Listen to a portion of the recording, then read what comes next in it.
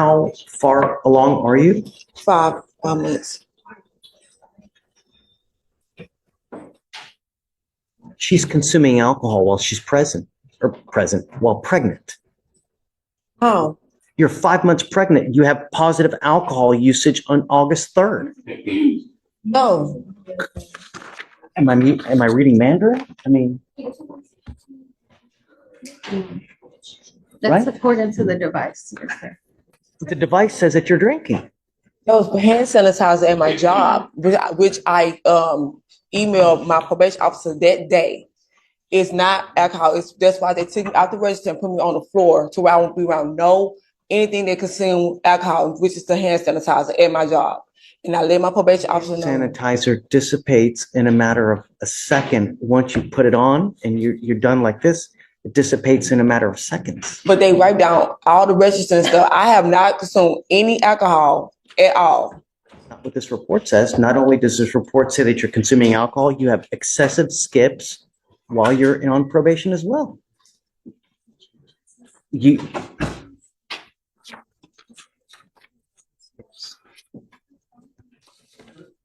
Honor, hold on a second. Hold on. Okay, so April 4th, skip test. April 16th, skip test. April 18th, skip test. April 24th, skip test. April 25th, skip test. April 29th, May 2nd, May 15th, May 19th, May 22nd, June 2nd, June 4th, June 8th, June 9th, June 13th, June 16th, June 23rd, June 25th, June 26th, June 30th, July 2nd, 5th, 11th, 12th, 13th. Clip 1. Did you catch that? Let it sink in. The judge isn't listing a few slip-ups. He's reading a record. This isn't I miss once. This is a consistent pattern, and patterns matter in court. The defendant blames hand sanitizer, but the sheer number skip test tells a different story. Avoidance. And in probation terms, avoidance often looks like guilt. The credibility fight has already started, and she's losing ground. 16th, 18th, and it goes on, and it goes on as the day is long. I was here on the 11th. I seen you on the 11th. We had court. And I said, I work at the register, and I explained to my manager that I had to step away from the register to blow into my device. So as soon as they understood that I'm on a case to where I had to step away from the register, then they had allowed to me, because I have 3 hours of window to blow into my device. So I had got that handled, which I told my probation officer as well.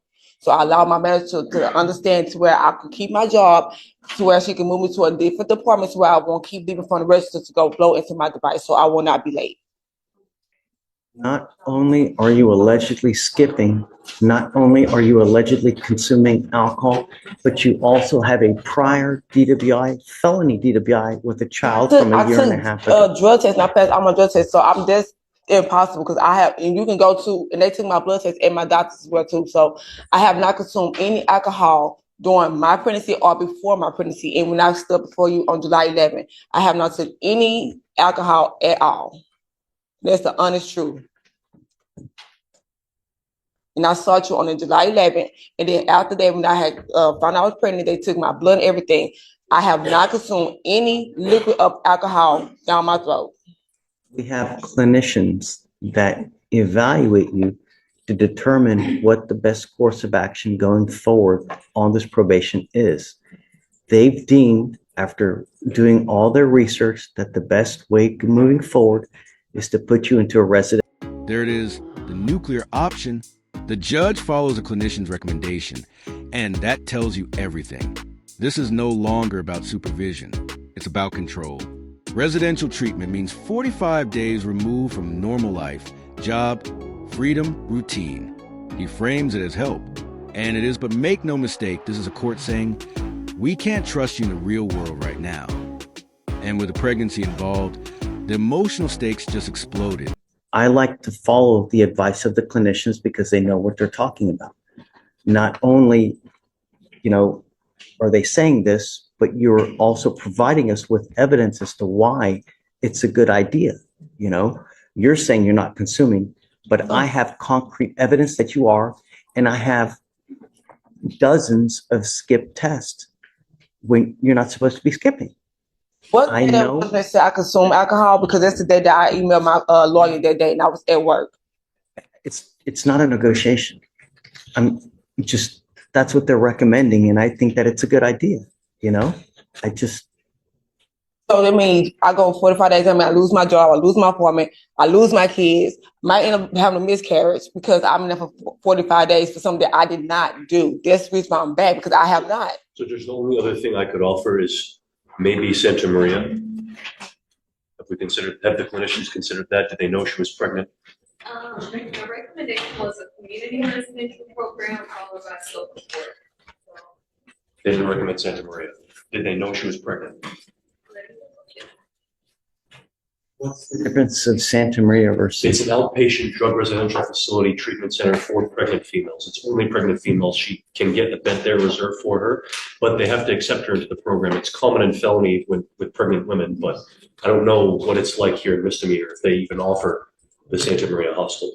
But it's supposed to help pregnant women. Are you married? No. Who's taking care of the other kids? Me. You don't have any other person in your life? Boyfriend, but I mean. Okay, so you currently live with your boyfriend. Mm-hmm. So he's got, you know, possession of the apartment, I would imagine as well. So you're not going to lose your apartment. Almost in my name, not his. Okay. I mean, as long as the rent is being paid, you know, but my concern is that you're not consuming alcohol, especially while pregnant, because if you do, you're ensuring a lifelong potential. This is the heart of the hearing.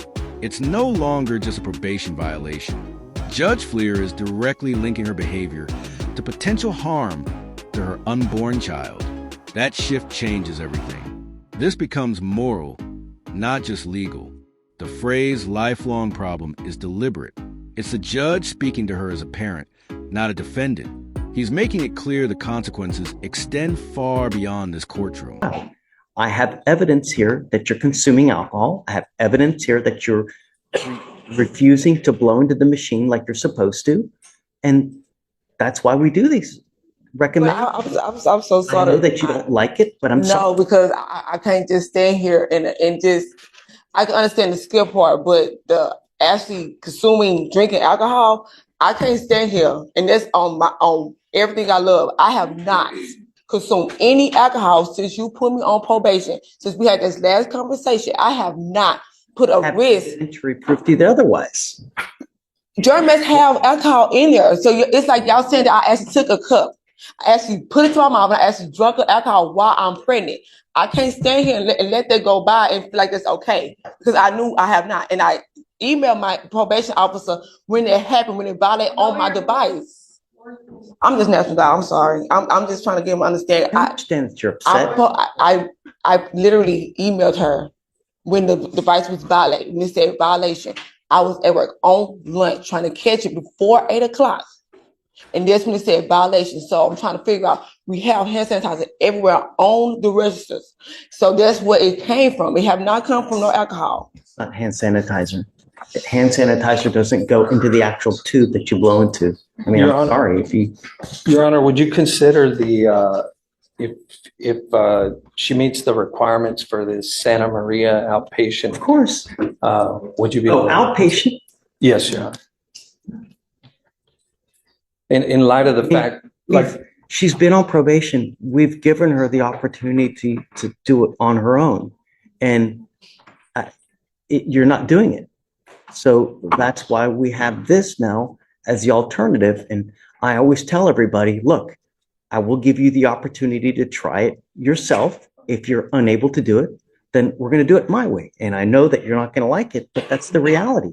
The reality is that we don't want you to consume alcohol, especially while you're pregnant. And I've got evidence to the otherwise. And so the only way is to do it our way. I know you don't like it, and I'm sorry, but that's the reality. Your Honor, if I may, can I have the date that you say that she tested positive for? Here, I'll give everything to you.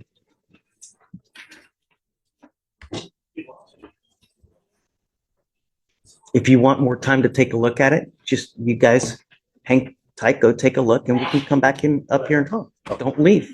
Otherwise, I'm going to issue a warrant. Yes, sir. Francisco Negrete. Mr. Negrete, you're charged with racing on a highway. You're facing up to 6 months in jail and or a $2,000 fine.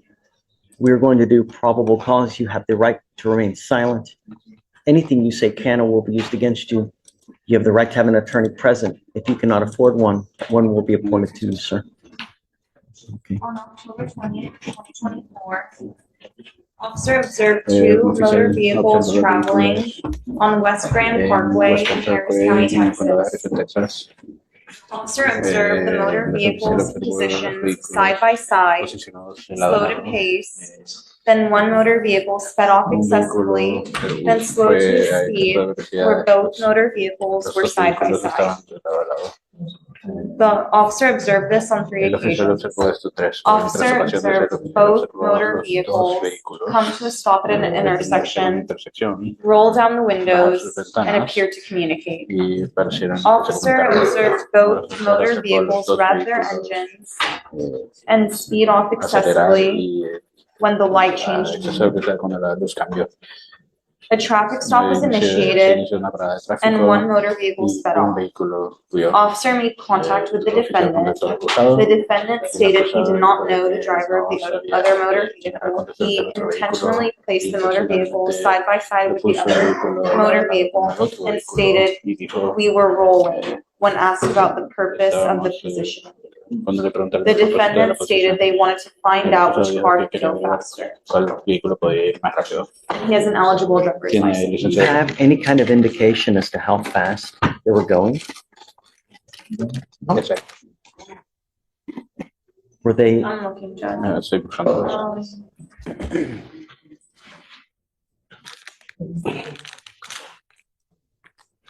Checking to see if we have the offense report yet, but it doesn't say it in the DIM.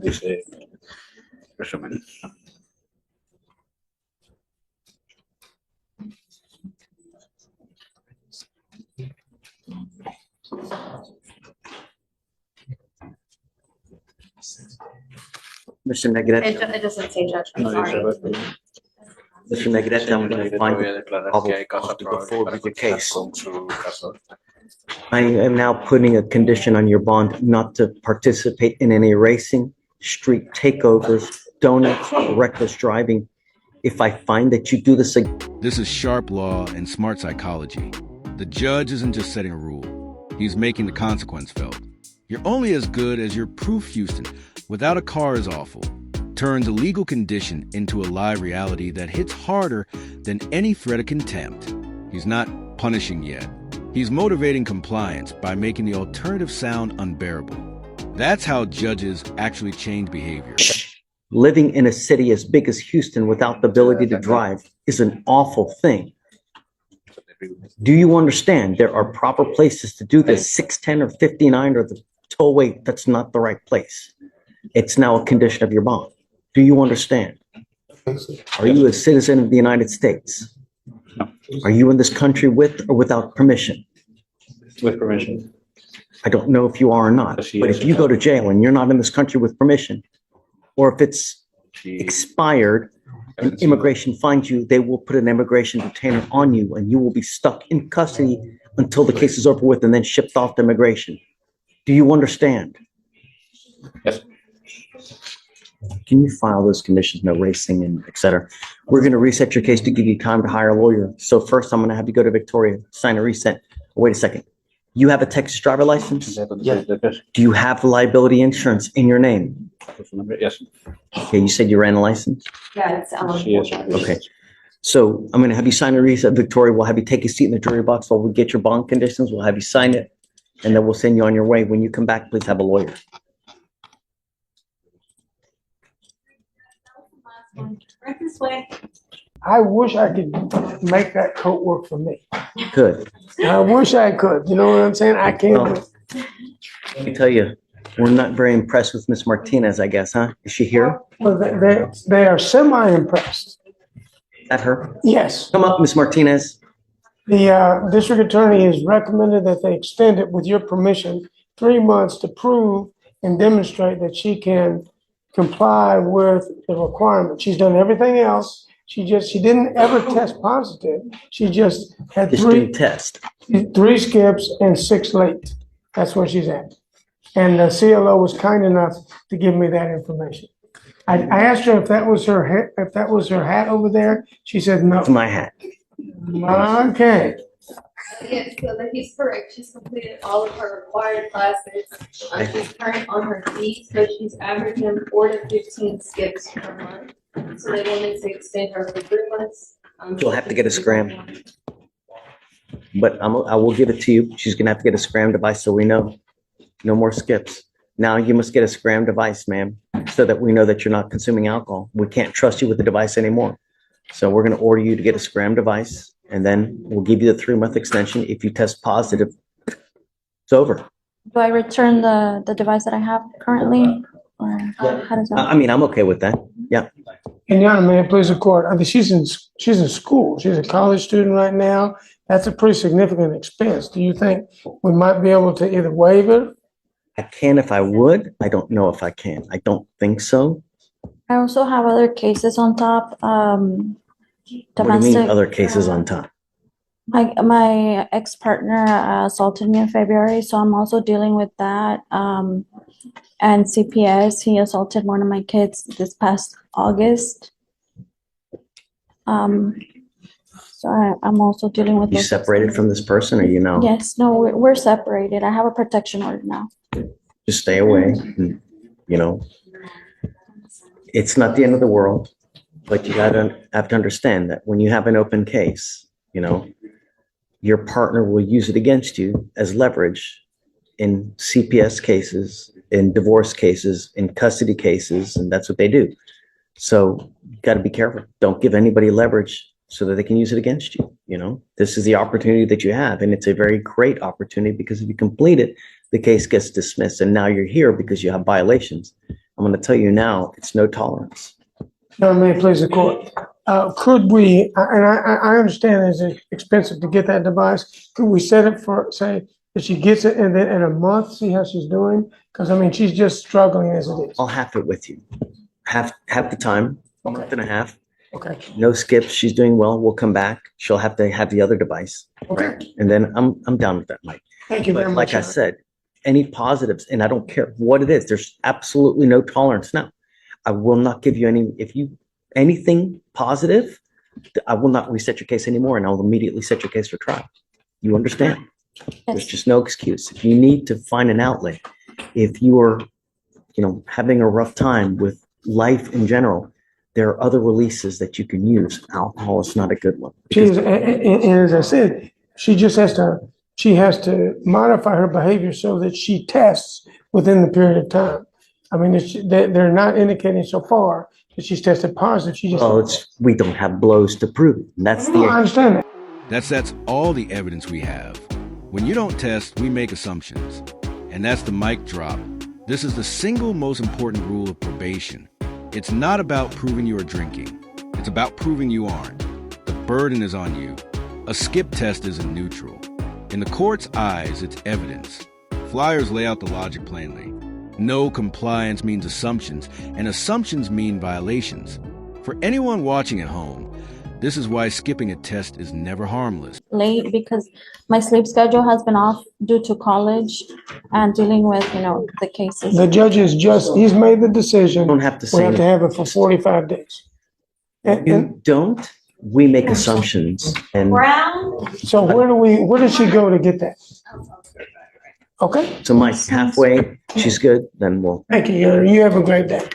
Thank All you. 6 weeks, Jen? 6 weeks? I have Wiggins. Lindsay, I'll hit you next. Wiggins is the one that Anna is on. So I asked your clerk to put the motion to appoint second chair in your queue. Fine. He's set today. Anna wants him set Monday to address. Have Wiggins? Yes, he is here. Bring him out. So I spoke with, it takes me everything to not say the word Mikey, with Mr. Haddad. Why? Well, You normally don't know. That's what Munir calls me. I guess it's a term of endearment. It is a term of endearment. That's why I let him call me. it is a term of endearment. I just, like, I try to have some level of respect and not do it while at the bench. But I spoke to Mikey. And the It's Chief Mikey. Chief Mike. he's busy chiefing, Judge. So the jail calls exist in two separate computer systems. So they do exist, and a DA has listened to them, but their ability to listen to them is separate from them having their ability to share them. So they have requested the files be duplicated, and that has not happened. So they do exist, and they confirmed and they've listened. We don't have copies. Have you listened to them? We don't have them yet, Judge. They've been requested.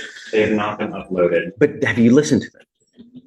No. So, To my understanding, can I listen to them before they're? and speaking of Mr. Haddad, there was a note from a prosecutor that had.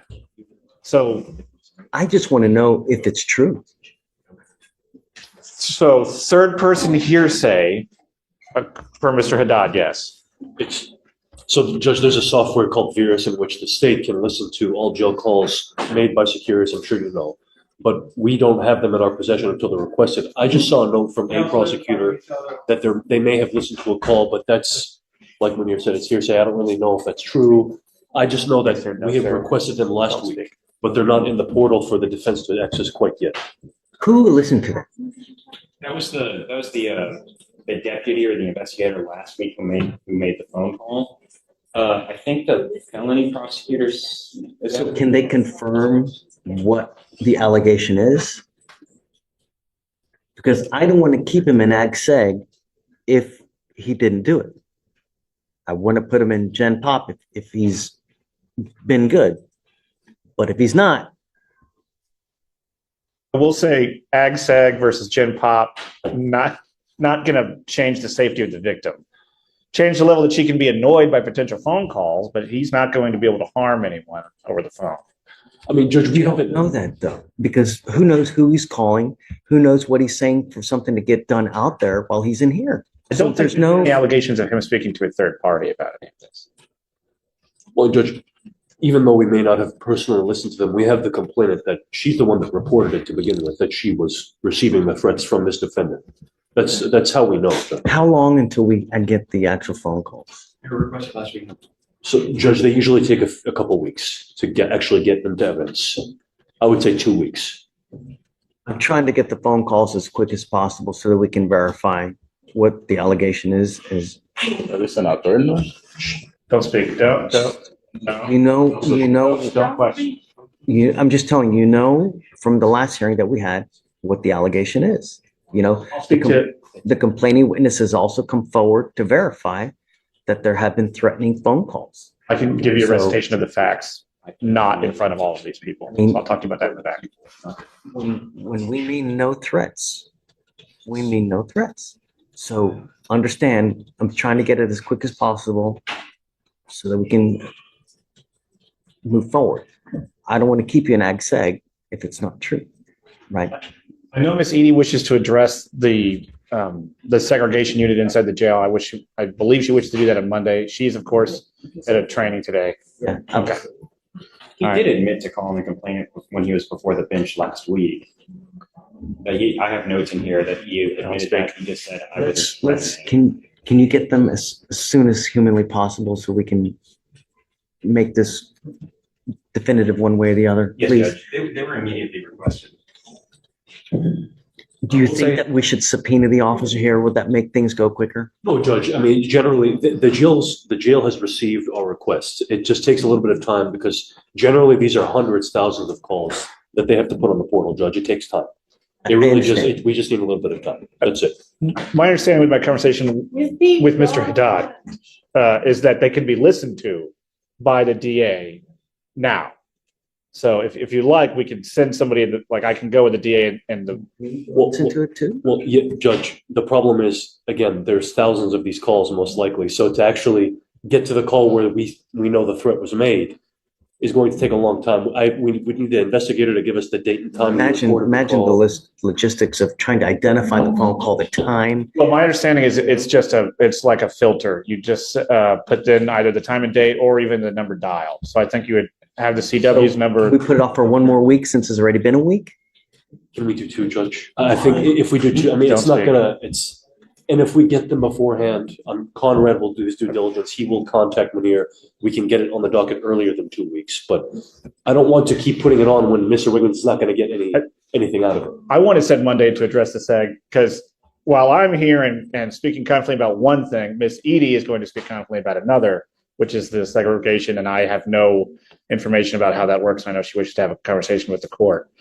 So I asked to keep them on Monday. Yes. And assuming that they can listen to them, figure out how, perhaps we can all go into a room on Monday and do that very quickly. Let's see. Yes, Judge. If you can, wonderful. Let's try it.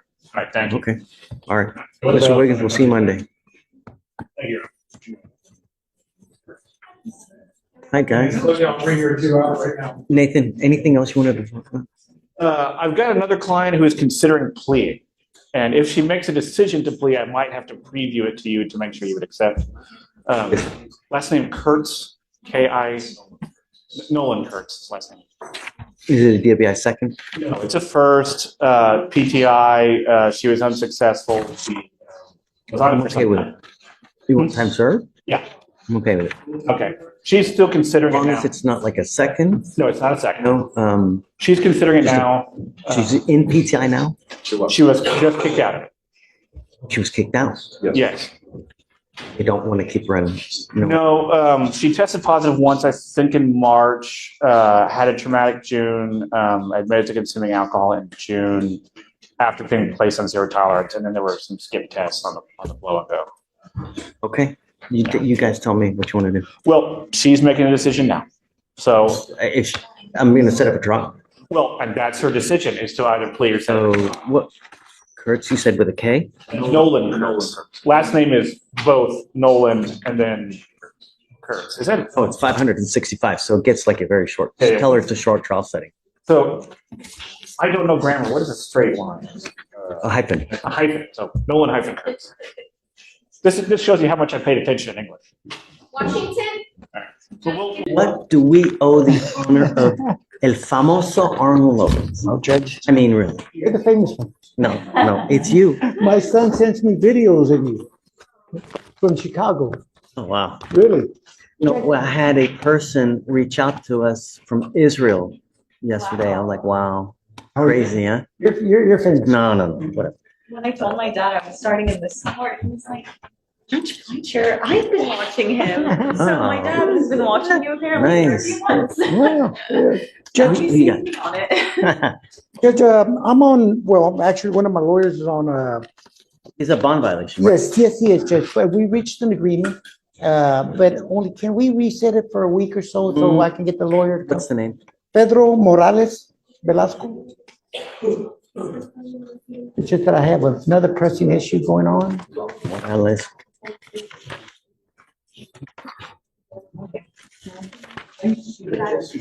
Hey, I don't, is it, I don't, Yeah, So, we used to. is it under Velasco?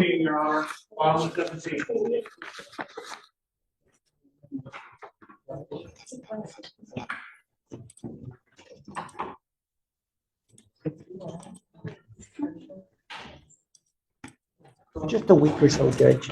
I've had a lot of problems with this guy, man. But you won't have any, He's not blowing positive. He's drinking. you won't have any problems anymore, Judge. Come up. Velasco Morales. He's also a Spanish speaker, Your Honor. Let's just go. Let's go, but I need to get back in the box anyway. No, hold on. Hey, he's a Spanish speaker, so Come on. ¿Qué te dije que no puedes hacer? ¿Qué te dije que no puedes hacer? ¿Qué hiciste? ¿Qué pasa ahora? ¿Qué pasa ahora? en la cárcel. Right, goes with you. No. Yo te dije. ¿De mi esposa? Judge, we were getting the plea today, after all. We had a probation plea on it. We can do it today, Judge. But he's blowing really high. And it's Judge, if we can't possibly work it out with the, I'm happy to do it. let's work it out today, okay? But, okay, we can take him for now, and then we'll let you, whatever you want. Yeah. I'm approaching Mr. Hubler. He's in the jury box. He tested negative today, so that's some good news. And he's also checked himself into an inpatient drug rehab program with Salvation Army. And Mr. Hubler, Judge, I'm sorry, he's right there in the jury box. Sent him for a drug test, right? Yes, Judge, he tested negative. Come up, Mr. Hubler. And Judge, I have an agreement with the state where if he completes that drug treatment program with Salvation Army and also gets employment and some residential information, that they'll dismiss the case. And so, good job testing negative. So great. That's all we're asking you to do, man. Stay clean. That's all. I'm not asking you to split the atom here. You know, when you're clean, good things happen. You know. The other thing is this: is that you've taken off on us. I did, sir. I didn't have a way. Judge, can I explain that? Here. Sure. Judge, he was in Tomball at the time. He had no transportation. And he had, isn't that right? Mr. Yeah, I Hubler? was homeless. So today he walked from Salvation Army to here for court, but he just had no transportation, Judge. And he let me know that before court that he couldn't get over here. There's no. Why are you homeless? Man, I screwed my life up. I had 3.5 years clean and sober, and I got all of a sudden you boom homeless. That doesn't happen. No, I left the place up. My friends I was staying with, they were back on drugs, and we got into a big argument and fight. And what do you have in your life now? I have my family. I know I was on drugs. My family doesn't accept that. Good, as they shouldn't. Exactly. I don't want someone who's in my house all doped up. They're just, you know, when you're in a state like that, you're very vulnerable, right? You get angrier quicker. You have no patience. And the people who suffer the most are everyone around you when you're using. And it's not fair. And it's not fair for them to have to live with that kind of fear. Oh my God, is he using? What's going to happen today? Is he going to beat me up? Is he going to? No one wants to live like that. So it's only natural. You know what I mean? I chose to be homeless in a sense. I pushed away from them. Yes, of course. I still have my family, thankfully. Now, since I did have clean and sober before, I got them back in my life and I pushed away. So where are you living now? Right now, I'm at the Salvation Army. Why don't you go back home? I want to finish this program. I want to get it right this time. It's a 6-month inpatient drug treatment at the Salvation Army, Judge. And then he's planning to do a transitional living after that. To make sure I get it right again. Because I did it before and I had 3 years clean and sober, and I got injured at work.